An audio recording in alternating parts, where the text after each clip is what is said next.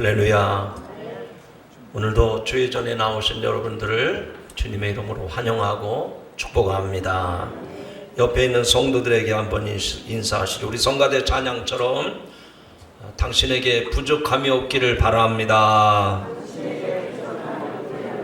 아멘. 성경에 보니까 여호와는 나의 목자시니 내게 부족함이 없으리로다 그랬습니다. 여러분, 하나님을 여러분의 목자로 삼아야지 돈이나 지식이나 세상의 명예나 권세로 여러분이 신을 삼으면 그 재물로 망하고 그 명예로 망신당하고 그런 것들로 우리가 화를 당하고 맙니다. 오늘 성가대의 귀한 찬양이 우리들의 영혼의 귀한 메시지가 된 줄로 믿습니다. 어제 링링 태풍이 전국을 강타하면서 많은 피해를 입혔습니다.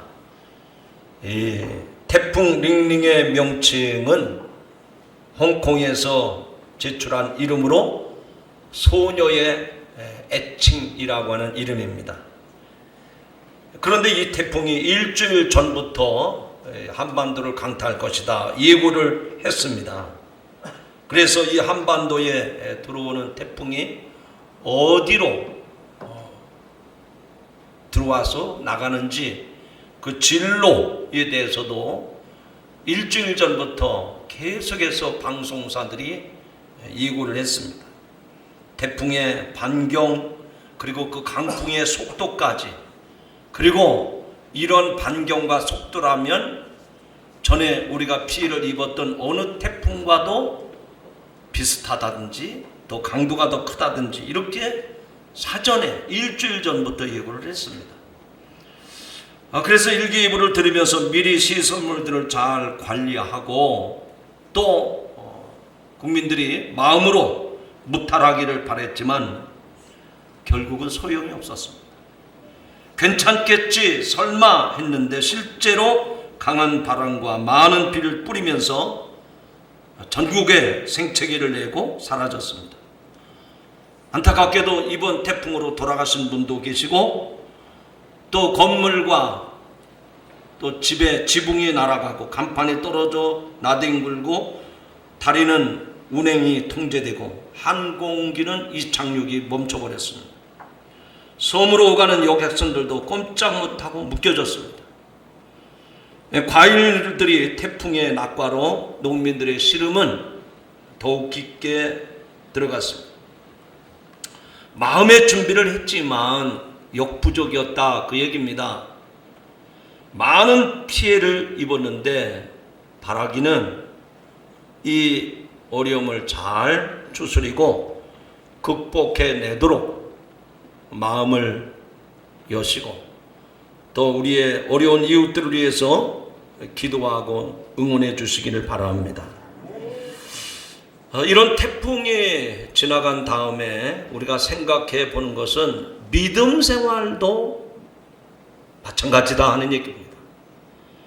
여러분들이 신앙생활을 하기 위해서 마음의 다짐과 결심, 심지어는 각오를 새롭게 하지 않았습니까? 그런 마음의 다짐과 결심과 각오까지 했는데 이 태풍이 지나간 그 뒷자리를 보는 것처럼 우리의 믿음이 여지없이 무너지고 또 우리의 신앙이 헌신짝처럼 내동댕이 쳐질 때가 있습니다.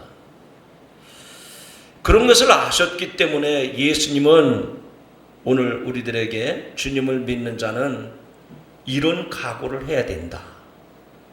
이런 마음의 결심과 각오가 있어야 된다. 그래서 오늘 그 말씀을 소개하려고 하는 것입니다. 한번 따라합시다. 주님을 따르는 자의 각오. 옆 사람 쳐다보시죠. 각오를 좀 새롭게 하시기 바랍니다. 아이고 이 정도면 괜찮지. 주님이 보실 때는 그렇지 않다고 보시는 거예요. 어쩌면 이제 1년이 얼마 남지 않았습니다.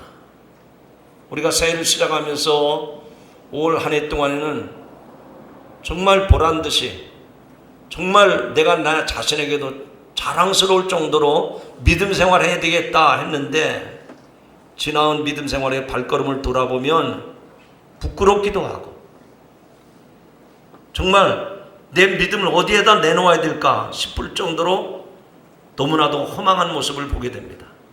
그래서 이 시간 다시 한번 추석 맞이하고 또 이게 추수하는 가을이 됐는데 저렇게 탐스럽게 열매 맺는 것들을 보면서 내 믿음도 정말 열매 맺는 믿음이 되도록 주님을 따르는 각오를 다시 새롭게 하는 여러분들이 되기를 주님의 이름으로 부탁합니다.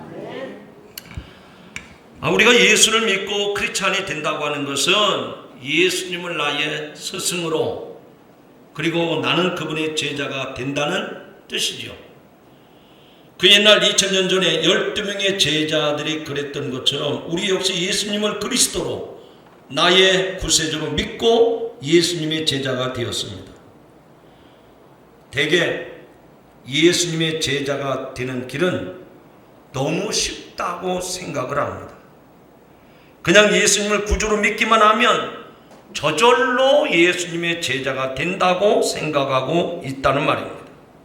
그런데 오늘 예수님이 주신 말씀을 들어보면 예수님의 제자가 되는 길은 그렇게 쉬운 일이 아닙니다. 아니, 간단하지 않을 정도를 넘어서 우리 같은 보통 사람은 아예 엄두도 내지 못할 정도로 불가능해 보이기까지 합니다.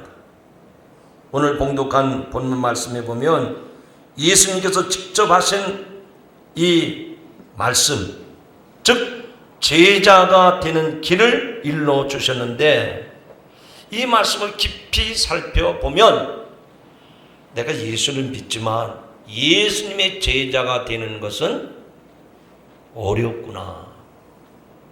그런데 그 어려움에도 불구하고 예수님을 믿으려면 이런 각오와 이런 결단이 있어야 된다는 겁니다. 자, 먼저 우리 성경을 읽어보겠습니다. 자, 화면을 보시고요. 26장 한 절만 보이시죠? 자, 제가 여러분을 주목할 테니까 여러분들은 다 읽으셔야 됩니다. 이 자리는 예배하는 자리이기 때문에 나는 성경 말씀 안 읽어도 된다. 여기는 예배가 없습니다. 여기는 하나님 예배하는 자리이기 때문에 화면을 보시고 자, 26절 크게 읽겠습니다. 시작. 무릇 내게 오는 자가 자기 부모와 저자와 형제와 자매와 더욱이 자기 목숨까지 미워하지 아니하면 능히 내 제자가 되지 못하고. 아멘. 여기 말씀의 핵심은 예수님의 제자가 되기 위해서는 자기 가족들을 미워해야 된다는 겁니다. 자기를 낳아주신 부모님과 저자식 형제와 자매까지 미워해야지만 예수님의 제자가 될 수 있다는 겁니다. 심지어 자기 목숨까지도 미워해야지만 제자가 될 수 있다고 말씀을 하십니다. 쉽겠습니까? 참으로 어려운 말입니다. 주님을 따르는 제자가 되기 위해서는 자기의 가족과 자기의 목숨까지도 미워할 수 있는 사람이 과연 몇 명이나 될까요? 물론 예수님께서 미워하라 이 표현을 쓰실 때는 원래의 뜻이 마음 깊은 곳에 원한 감정을 갖고 원수를 증오하고 미워하듯이 그렇게 미워하라는 뜻은 아닙니다. 여기서 미워하라는 말은 돌아서라, 멀리하라 그런 의미를 갖고 있습니다. 여러분, 이 말씀을 좀 더 쉽게 이해하기 위해서 제가 창세기 29장 30절 이하에 나오는 말씀을 소개하려고 합니다. 야곱이 레아보다 라헬을 더 사랑했다고 하는 표현이 나옵니다. 이 표현은 야곱이 레아를 미워했다고 하는 뜻이 아니라 단지 라헬보다 덜 사랑했다는 뜻입니다. 야곱은 결코 레아를 미워하지 않았습니다. 만일 미워했다면 레아와 동침을 해서 아들을 7명이나 낳았겠습니까? 야곱은 단지 라헬보다 리아를 더 사랑했을 뿐이고 리아보다 라헬을 더 사랑했을 뿐입니다. 그러므로 예수님께서 가족들과 자기 목숨을 미워하라고 말씀하셨을 때의 진정한 의미는 적대감을 가지고 증오하고 미워하라는 뜻이 아닙니다. 대개 이 세상에서 가장 많이 사랑하는 대상은 자기의 가족이나 자기의 목숨일 때가 많지요. 예수님의 뒤를 따르는 제자가 되기 위해서는 가족이나 목숨을 주님보다 더 사랑해야 된다 하는 뜻입니다. 좀 더 쉽게 말씀을 드립니다. 예수님의 제자가 되기 위해서는, 정말 예수님을 믿고 예수님을 따르는 진정한 제자가 되기 위해서는, 여러분들이 신앙생활을 하면서 저 세상 사람들처럼 술이나 마약이나 게임이나 도박 같은 이런 죄악된 것을 버려야 하지만, 동시에 우리가 가장 사랑하는 최선의 것들조차도 두 번째, 세 번째가 되게 해서 오직 예수님만 으뜸으로 사랑해야 한다는 뜻입니다. 예수님의 제자라는 교회에 열심히 출석하는 것을 의미하는 것이 아닙니다. 또 교회에서 헌금을 많이 하는 것, 그런 것도 의미하지 않습니다.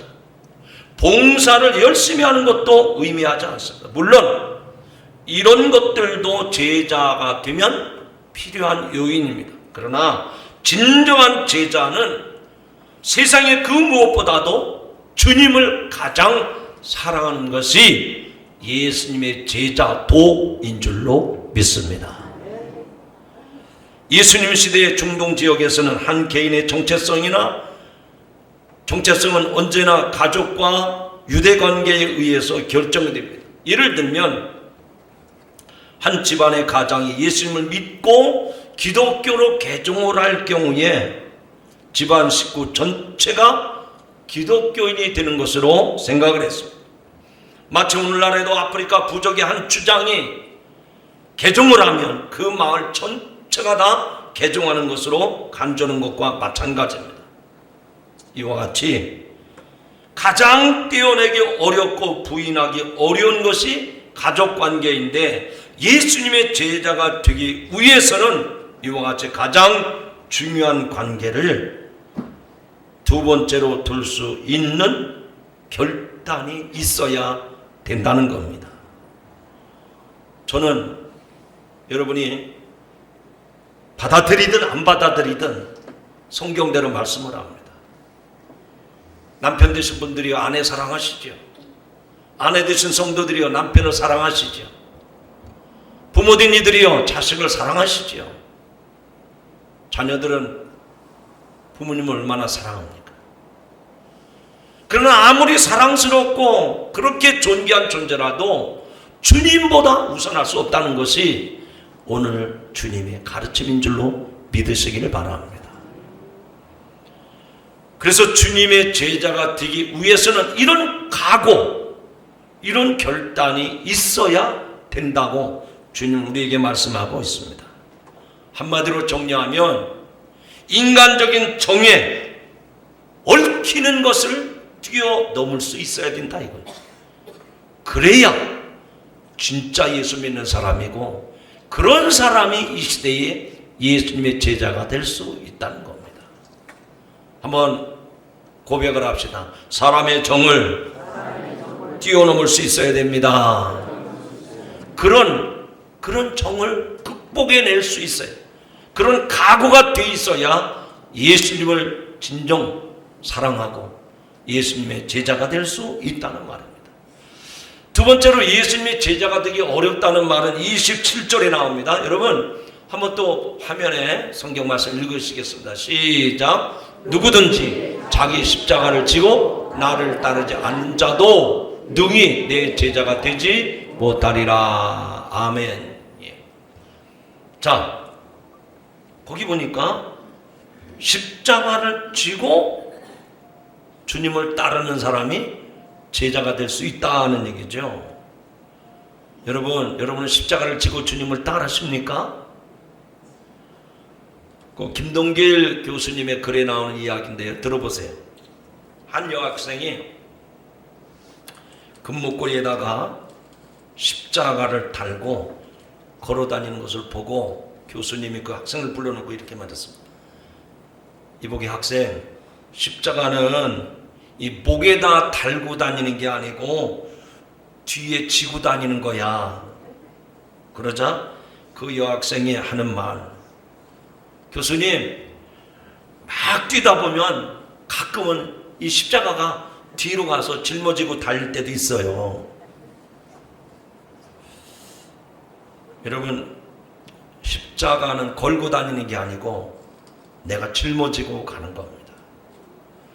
또한 십자가는 하루 지고 끝나는 것이 아니라 평생을 짊어지는 것. 오늘 본문 27절에서 말씀하죠. 자기의 십자가를 지고 가라고 말씀하고 있습니다. 예수님의 제자가 되기 위해서는 자기의 십자가를 지고 주님을 따를 수 있어야 한다는 것입니다. 여기에서 십자가를 진다는 말을 우리들은 너무도 엉뚱하게 오해를 하고 있습니다. 십자가를 지는 것은 마치 무슨 큰 부담이나 고통을 지는 것처럼, 심지어는 속을 썩이는 남편이나 자식을 십자가 지는 것처럼 그렇게 오해를 해요. 여러분, 그런 오해가 없으시기를 바랍니다. 아우, 난 시집살이가 너무 고돼서 이게 내 십자가야. 어디 성경에 시집살이가 십자가 지는 거라 그랬어요? 아유, 나는 예수 안 믿는 집에 시집 와서 내가 이거 십자가라고. 그렇게 성경을 오해하시면 안 됩니다. 어느 목사님이 구두방에서 구두를 훔치다가 주인한테 얻어맞고 누워있는 성도를 신방을 했습니다. 그런데 자기에게 찾아와서 위로해 주시는 목사님에게 그 성도가 하는 말이, 목사님, 예수님도 십자가 지셨는데 이까지 것이야, 이까지 것쯤이야 아무것도 아닙니다. 아니, 도둑질하다 맞은 것이 예수님 때문에 십자가 진 일입니까? 그게 아니잖아요. 자신의 잘못으로 고생하는 것을 십자가 지는 것으로 착각을 한단 말이죠. 인간이 고통받는 건 그는 십자가하고는 상관이 없어요. 근데 그걸 십자가 지는 것으로 쉽게 오해를 해요. 오늘 이후로 그런 오해가 없으시기를 바랍니다. 우리는 예수님을 따르기 위해서 십자가를 져야 됩니다. 하지만 예수님께서 말씀하시는 십자가는 억지로 지는 골칫거리나 부담이 아닙니다. 예수님께서 십자가를 지시고 골고다 언덕으로 가실 때 저 구레네 사람이 구경 나왔다가 예수님의 십자가를 대신 지고 간 적이 있습니다. 이 구레네 사람 시몬이 진 십자가는 예수님을 사랑하고 예수님께 대한 충성심 때문에 자원해서 자발적으로 기꺼이 진 십자가가 아니라 억지로 진 십자가였습니다. 예수님께서 말씀하시는 십자가는 예수님을 사랑하고 예수님에 대한 충성심 때문에 즐거운 마음으로 기꺼이 지는 십자가를 말하는 것입니다. 예수님을 따르는 제자가 되기 위해서 어떤 희생이나 고통도 감수하고 모욕과 조롱까지도 감당하겠다고 하는 그런 각오, 그런 자세를 말하는 겁니다. 십자가는 주님이 못 박히신 자리입니다. 십자가는 이 땅에서 최고의 고통을 느끼게 하는 사형 형틀이었습니다. 십자가에는 수치와 조롱, 저주와 아픔의 모든 고통이 그 십자가에 있습니다. 내가 나의 십자가, 자기 십자가를 진다고 하는 것은 바로 이 모든 아픔과 고통과 또 조롱과 수치를 피하지 않는다는 얘기입니다. 예수님을 따르는 제자가 된다고 하는 것은 바로 이런 십자가를 질 때 그 모욕, 그 저주, 그 아픔, 그 고통을 능히 이기게 되는 줄로 믿습니다. 그러므로 오늘 우리는 자기 십자가를 지지 않고는 예수님의 제자가 될 수 없다는 이 말씀의 의미는 네가 나를 따르려거든 이런 고통, 이런 수모, 이런 조롱, 이런 아픔들이 있을 텐데 그거를 달게 받겠다고 하는 각오가 되어 있어야 된다는 거예요. 여러분, 여러분의 신앙, 여러분의 믿음의 그 비중을 가볍게 하지 마시고 좀 무게감을 좀 세워가시기를 바랍니다. 이번 태풍에 흔들리던 나무 가지들, 낙엽들이 그 바람에 떼굴떼굴 둥글고 팍 공중으로 날아가는 모습을 보면서 저는 그런 생각을 했습니다. 세상에 많은 쇠파들이 우리의 믿음을 흔들 텐데 내 믿음도 중심을 잡지 못하고 저 바람에 춤을 추지 않는가? 여러분의 믿음의 무게를 높여가시기 바랍니다. 영어를 써서 좀 죄송합니다. 여러분의 신앙의 퀄리티를 좀 높이세요. 그냥 이랬다 저랬다 손바닥 젖히듯이 그렇게 하지 마시고 예수님을 믿는 것은 좋으면 따라가고 싫으면 내뱉고 이런 게 아니란 말입니다. 예수님이 여러분을 그렇게 대우하지 않으셨어요. 여러분은 자신의 생명을 십자가에 달려 죽음으로 우리를 죄에서 우리를 고통에서 건져내 주신 줄로 믿습니다. 저는 우리 반석교회 성도들이 좀 믿음의 무게가 좀 있었으면 좋겠다 그런 마음을 드리는 겁니다. 지금까지도 믿음의 무게를 더욱 가중시켜 왔지만 예수님을 따르는 자의 각오를 다지면서 여러분의 믿음이 더 성숙하고 더 무게감이 세워지기를 주님의 이름으로 축복합니다. 사람들은 수치와 저주를 싫어합니다. 아픔의 고통이 생기는 것을 좋아하지 않습니다. 그러나 제자의 길은 십자가 없이 가는 길이 아닙니다. 예수님을 따를 때 억울할 수 있어요. 분한 일을 당할 수도 있습니다. 그 고통이 내가 감내하기 어려울 정도로 힘들 때도 있어요. 여러 가지 피해를 볼 수도 있고요. 불이익을 당할 수도 있습니다. 그러나 믿음은 그런 것을 뛰어넘는 것이지 그런 것 때문에 주님을 외면하고 신앙을 저버리는 것은 진짜 예수 믿는 사람의 자세가 아니라는 얘기입니다. 오늘 이 말씀을 듣는 성도 여러분, 여러분의 삶에 예수 믿는 것 때문에 수치를 당할 수 있습니다. 조롱을 당할 수 있습니다. 아픔이 있습니다. 손해를 볼 수가 있습니다. 그러나 그런 것을 뛰어넘을 수 있는 그런 각오와 결단이 세워지기를 주님의 이름으로 축원합니다. 마지막 세 번째, 우리가 예수님의 제자가 되는 것이 쉽지 않다라는 것을 생각하는 말씀이 있습니다. 자, 33절인데요. 화면을 보시고 같이 또 읽어봅시다. 시작. 이와 같이 너희 중에 누구든지 자기의 모든 소유를 버리지 아니하며 능히 내 제자가 되지 못하리라. 아멘. 예수님의 제자가 되려거든 자기의 소유를 버려야 된다는 겁니다. 자기의 소유를 버려야 된다는 거예요. 자, 예수님께서 이 세 번째 제자의 조건을 말씀하시기 전에 오늘 본문에 보면 두 가지 비유의 말씀을 들으셨습니다. 첫째 비유는 망대를 짓는 사람의 비유인데, 즉 망대, 높은 탑을 세우기 전에 이 탑을 세우려면 얼마 정도의 비용이 드는지 먼저 계산부터 해본다는 말입니다. 예산 문제를 충분히 검토하지 않은 채 그 망대를 짓게 되면, 아니 기초만 달랑 놓은 채 완공을 보지 못하면 사람들에게 웃음거리가 된다, 그 얘기죠. 예수님 이와 관련해서 한 가지 비유를 더 드셨습니다. 선견 지명이 있는 임금의 비유입니다.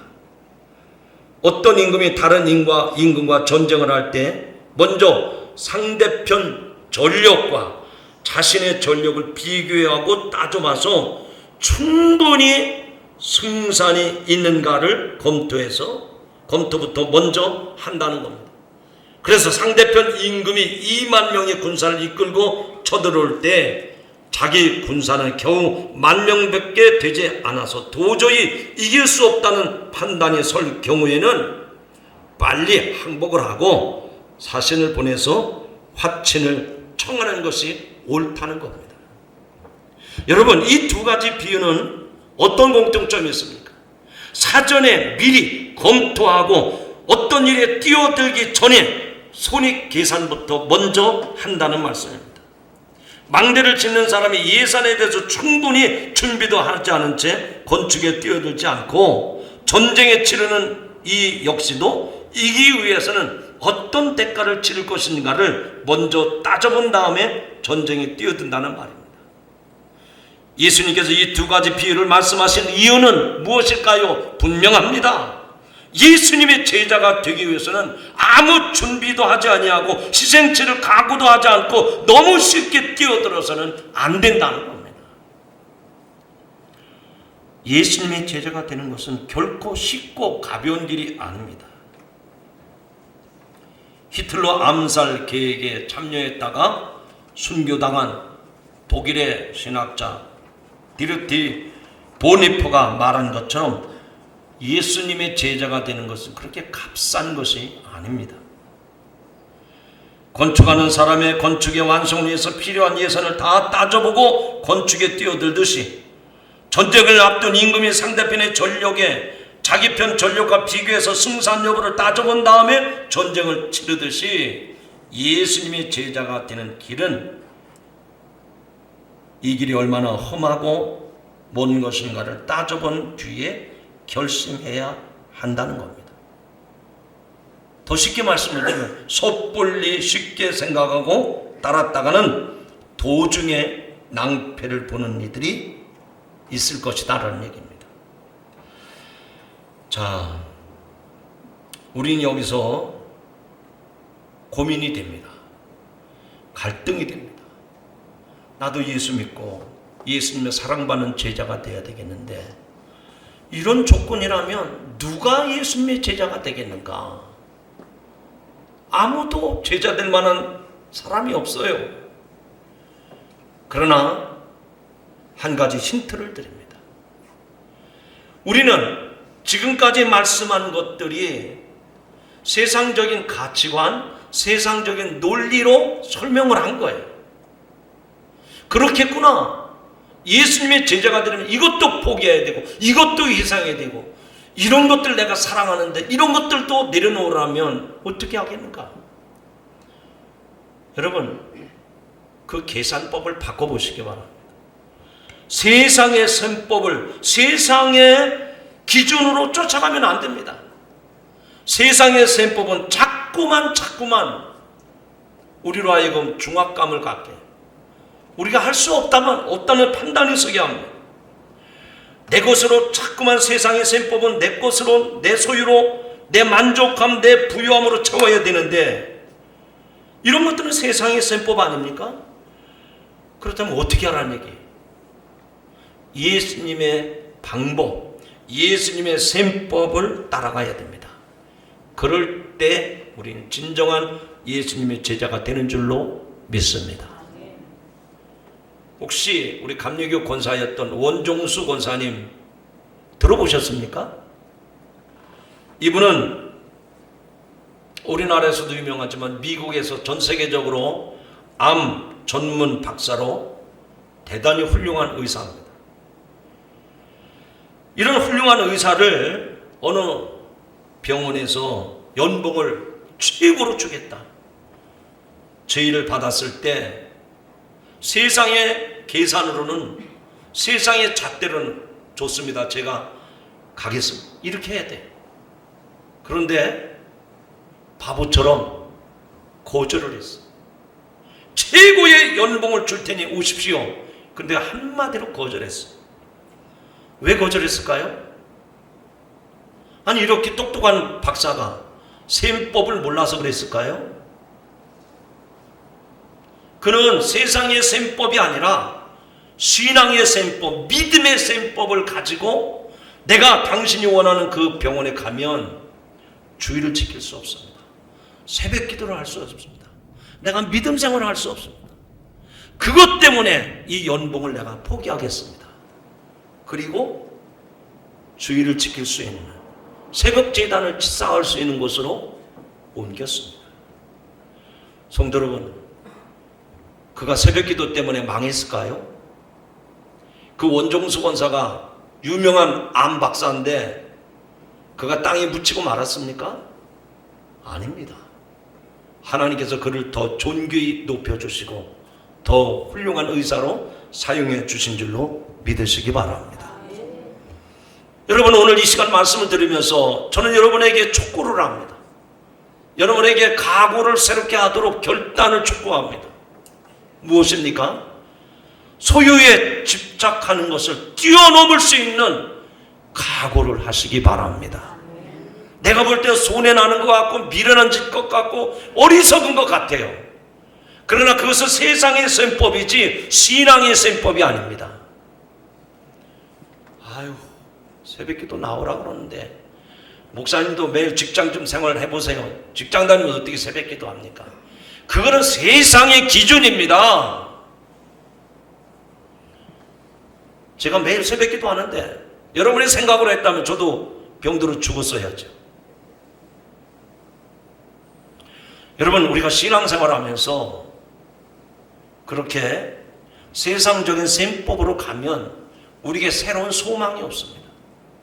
지금까지 믿음생활을 하셨지만 오늘의 말씀을 통해서 여러분의 신앙생활에 새로운 각오가 있어지기를 주님의 이름으로 축원합니다. 오늘 예수님의 말씀을 듣고 보니까 제자의 길이 그리 수월치 않은 것을 발견하게 됩니다. 자기 가족이나 자기 목숨을 미워하지 않는 사람은 제자가 되기 어렵습니다. 자기 십자가를 지고 예수님을 따르지 않는 사람도 제자가 되기 어렵습니다. 심지어는 자기 소유물까지 포기하지 않는 사람도 제자가 되기 어렵습니다. 한마디로 말해서 예수님의 참 제자가 되기 위해서는 가장 좋게 여기는 것들, 내가 이것이라고 옳게 여겼던 것들을 포기하고 희생할 각오를 해야 된다는 말입니다. 제자가 되기 위해서 어떤 대가를 치러야 하는지 그 비용을 충분히 계산해 봐야 합니다. 사실 그동안 우리는 예수님의 제자가 되는 길을 너무 쉽게 안이하게 생각해 왔습니다. 아무런 희생도 손해도 모욕이나 조롱도 치르지 않은 채 제자가 되는 값싼 은혜를 구해 왔습니다. 이제 이 말씀을 듣는 우리는 이 세상에 아무리 귀한 것이 있다 할지라도 그것보다 예수님을 더 사랑해야 한다는 사실을 깨닫게 됐습니다. 이제 문제는 이런 말씀을 들을 때마다 우리는 너나 없이 한숨부터 쉽니다. 그리고 낙심하기 마련입니다. 여러분이나 저나 보통 사람들이 어떻게 해서 이렇게 해서 예수님의 제자가 되는 것은 거의 불가능해 보이기 때문입니다. 자기 가족이나 자기 목숨이나 자기 소유물보다 예수님을 더 사랑할 수 있는 사람은 과연 누구일까? 그래서 우리는 도저히 할 수 없다고 낙심할 때가 많습니다. 불가능하다고 절망할 때가 많습니다. 하지만 우리는 자신의 한계를 절감하고 낙심하고 절망할 때 바로 예수님이 진정한 제자가 되는 출발점임을 알아야 됩니다. 왜냐하면 사람으로서는 할 수 없지만 하나님은 하실 수 있기 때문입니다. 그렇다면 우리가 예수님의 제자가 될 수 있는 방법은 우리의 결단이나 각오 때문이 아니라 오직 하나님의 은혜로만 가능한 줄로 믿습니다. 내 의지나 힘으로 할 수 없음을 인정하고 하나님의 은혜를 겸손히 구할 때 진정한 제자가 될 수 있습니다. 가족이나 목숨이나 소유보다 예수님을 더 사랑하고 날마다 십자가를 지고 예수님을 따라갈 수 있는 유일한 길은 하나님의 은혜 때문인 줄로 믿습니다. 오늘 예수님께서 주신 말씀을 통해서 우리는 제자의 길이 결코 값싼 은혜의 길이 아니라는 사실을 기억했습니다. 제가 한문 공부하는 시간은 아닌데 사자성어 하나를 좀 여러분에게 보여드리겠습니다. 자, 한번 한글을 좀 크게 읽어보시죠. 또박또박 한 글자씩 시작. 담설전정. 한문으로 써있는 한문이 잘 안 보이는 것 같아요. 이 담자는 어깨에 짊어질 담, 설은 눈설자입니다. 저는 메운다, 메울 전자예요. 그리고 정은 우물정자죠. 담설전정. 이 이야기는 무슨 얘기인 거 아니? 여러분이 무엇을 하더라도 눈을 짊어지고, 이 하늘에서 내린 눈이 있잖아요. 이 눈을 짊어지고 우물을 메꾸는 것처럼 하라는 뜻입니다. 여러분, 눈으로 물이 가득히 고여있는 우물을 메울 수가 있을까요? 없을까요? 없죠. 그 어려운 대답을, 쉬운 대답을 왜 이렇게 못합니까? 눈을 한 짐 갖다 부으면 물에 또 눈이 다 녹아버려요. 또 한 짐을 갖다가 또 그 우물에다가 던져놓습니다. 그러면 물이 다 눈을 녹여버립니다.